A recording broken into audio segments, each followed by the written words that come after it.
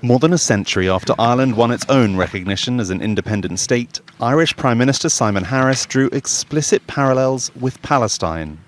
Our message to the free nations of the world was a plea for international recognition of our independence, emphasising our distinct national identity, our historical struggle, and our right to self-determination and justice. Today, we use the same language to support the recognition of Palestine as a state.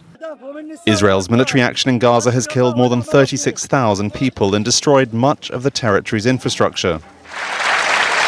More than 3 decades after the signing of accords designed to strengthen a two-state solution and negotiated in Oslo, Norway's current Prime Minister said recognising Palestine would support a peaceful solution after so much violence. Recognition of Palestine will support moderate forces that are retreating in a protracted and cruel conflict.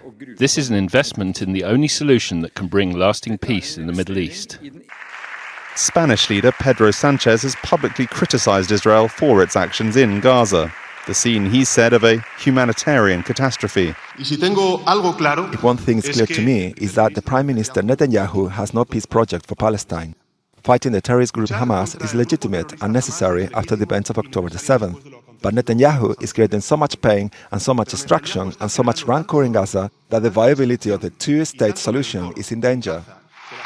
The parliamentary applause was sustained, while Sanchez's solution for the stalled peace process was simple.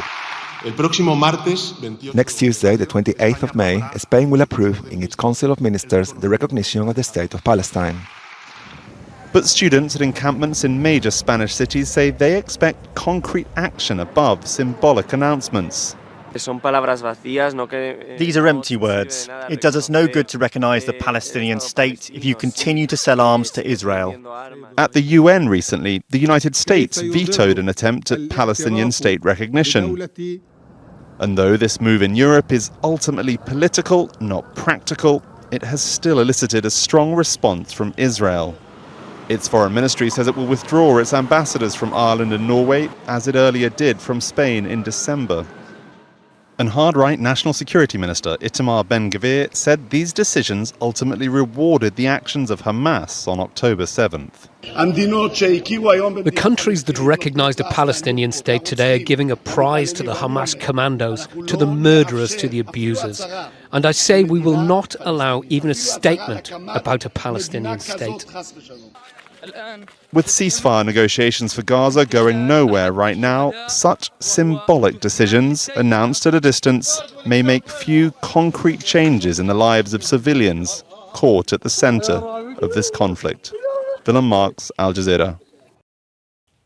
Make sure to subscribe to our channel to get the latest news from Al Jazeera.